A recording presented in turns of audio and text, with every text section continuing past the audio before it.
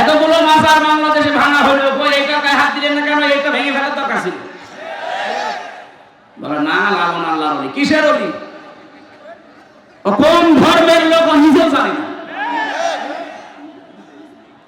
আর ওর ওখানে যে শিরিক হচ্ছে, কবরে মানুষ সেজদা দেখছে, এই প্রকাশ্য গণাগুলো যদি বন্ধ করতে পারতাম, এই জেলার উপরে আল্লাহর রহমত আরো বেশি নাযিল হতো। ঠিক বললেন, বুঝে শুনে বুঝেছেন না? আমি এবার বলছি, সূরা আলে ইমরানের 93 নম্বর আয়াতটা পড়বেন বাড়ি যেয়ে। ওমান দাখালাহু কানা আমিনা। আমি সবাইকে বলছি, এটা খুব দরকার। ওমান দাখালাহু কানা আমিনা। কেউ যদি এই কাবার এলাকায় প্রবেশ করে, আমি আল্লাহ তাকে নিরাপত্তা দিয়ে দেই। এই ভালো করে বোঝেন, এটা কাবার এলাকায় প্রবেশ করলে নিরাপত্তা দেয় কে? আরো জোরে। বাংলাদেশ কি কাবা শরীফ? এটা কাবা থেকে 6000 কিলোমিটার দূরে। কাবার এলাকায় কেউ প্রবেশ করলে যদি বাবার খুনিও হয়, তারপরও তাকে কিছু বলে না, দেখে বলে ঠিক আছে যান, ছেড়ে দিলাম। কাবার এলাকার বাইরে চলেন, আপনাকে আমি দেখছি। কি নিরাপত্তা দিয়ে আল্লাহ ঢেকে রেখেছেন কাবার চত্বরটা। আমরা চাই বাংলার 56,000 মাইল যেন, বর্গ মাইল যেন কাবার চত্বরের মতো নিরাপত্তা দিয়ে ঢেকে যায়। এটা ঢেকে দিতে হলে কি করা লাগবে? সূরা আনআম 7 নাম্বার পারা 17 নাম্বার পৃষ্ঠার 1ম নাম্বার লাইনের 82 নাম্বার আয়াতে আল্লাহ তথ্য দিয়েছেন, আল্লাযীনা আমানু ওয়া লাম ইয়ালবিসু ঈমানাহুম বিযুলমিন উলাইকা লাহুমুল আমনু ওয়া হুম মুহতাদুন। আল্লাহ পাক বলেন, যারা ঈমান আনবে আর ঈমানের সাথে জুলুমকে মিশ্রণ করবে না। এখানে জুলুম মানে শিরিক। যাদের ঈমানের সাথে তারা শিরিককে মিশ্রণ করবে না, উলাইকা লাহুমুল আমনু। এই যে এই আঙ্গুল, আল্লাহ যেন তার কুদরতের আঙ্গুল এভাবে কুষ্টিয়াবাসীকে দেখিয়ে বলছে, ওই সাউদিয়ার মানুষগুলো শোনো, উলাইকা লাহুমুল আমনু, এই মানুষগুলোই নিরাপত্তার হকদার। তাহলে বাংলাদেশে যদি আমরা এই 56,000 বর্গ মাইল নিরাপত্তা দিয়ে ঢেকে রাখতে চাই, শিরিক মুক্ত ঈমান আমাদের তৈরি করা লাগবে। অথচ শিরিক তৈরি হচ্ছে আমাদের জেলা থেকে। আশা করছি এটা বন্ধ করা আমাদের ঈমানের দায়িত্ব। কথা বলেন ঠিক কিনা? এটা শুধু বন্ধ করবে তারা যারা টুপি মাথায় দেয়। হ্যাঁ, হযরত ইব্রাহিম নবী যখন ইসমাঈলকে জবাই করার জন্য ছুরি হাতে নিয়ে উদ্যত হলেন, আল্লাহ তখন ডাক দিয়েছিলেন, ফালাম্মা আসলামা ওয়া তাল্লাহু লিল জাবিন। এই আলেম না এখানে, ফালাম্মা আসলামা দিয়ে বচন দিয়েছে। আল্লাহ পাক বলেন, দুইজনেই যখন রাজি এগ্রি হয়ে গেছে আল্লাহর বিধান পালন করার জন্য, তখন বিধানটা পালন করা সহজ হয়েছে। ইব্রাহিম নবী যদি বলতেন আমি জবাই দেব, ইসমাইল যদি বলতেন না আমি হব না, জীবনও আল্লাহর বিধান পালন হইতো না। ইসমাইল যদি বলতেন ঠিক আছে আমি জবাই হব, ইব্রাহিম যদি বলতেন না 83 বছর বয়সে করে পেয়েছি জবাই করব না, আল্লাহর বিধান কায়েম হইতো না। দুইজনেই রাজি, এখানে আসলামা দুই বছর দিয়েছেন আল্লাহ।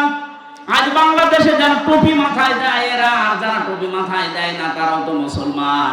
সবাই যদি আমরা ইব্রাহিম আর ইসমাইলের মতো ভূমিকায় আসতে পারি, যারা দায়িত্বে আছেন 1628টা মানুষের দায়িত্বে আছে বাংলাদেশের, এরা ইব্রাহিমের ভূমিকায় আসা লাগবে। 18 কোটি জনগণ আমরা ইসমাইলের ভূমিকায় যাওয়া লাগবে।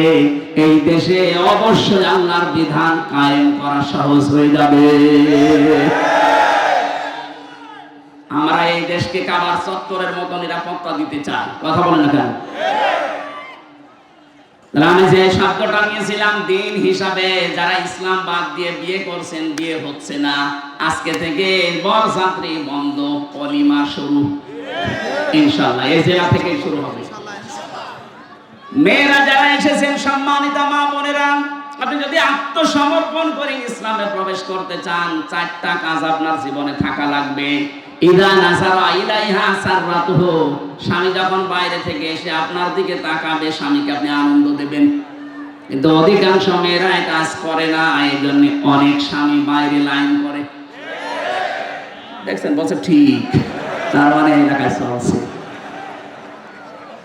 ওয়াইদা গাবা আনহা হাফিজাতুহু, যখন স্বামী বাইরে যাবে নিজেকে হেফাজতে রাখবেন, নিজের ইজ্জত আবরু সম্ভ্রম, স্বামীর সন্তান, স্বামীর সম্পদ এগুলো হেফাজত করে রাখবেন। এটা আত্মসমর্পণকারী নারী এর গুণাগুণ।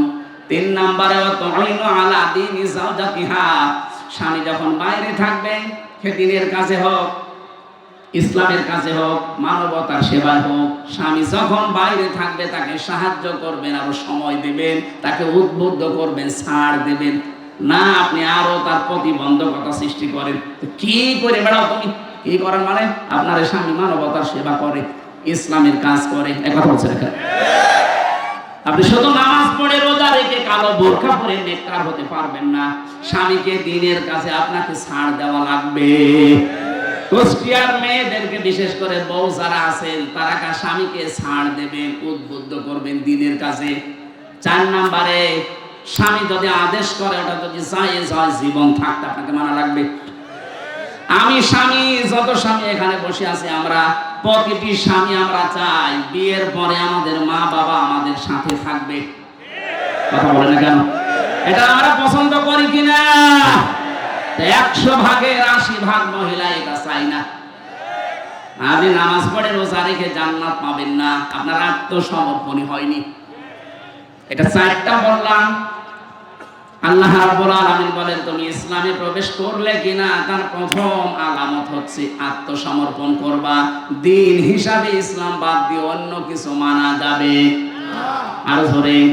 সুতরাং যৌতুক প্রথা দিনে আছে, ইসলামে আছে। যৌতুক দিয়ে যারা বিয়ে করে, যৌতুক নিয়ে যারা বিয়ে করে, এটা হিন্দুদের রীতি।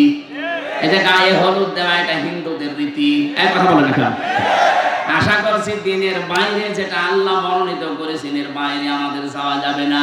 ফালা তামুতুন্না ইল্লা ওয়া আনতুম মুসলিমুন। রাব্বুল আলামিন বলেন ইব্রাহিম নবী সন্তানদেরকে বলেছিল, ছেলেরা যাই করো মুসলমান না হয়ে মরো না, কারণ মুসলমান না হয়ে কবরে গেলে কবর তোমাকে কিন্তু ছাড়বে না। কথা বলেন ঠিক কিনা?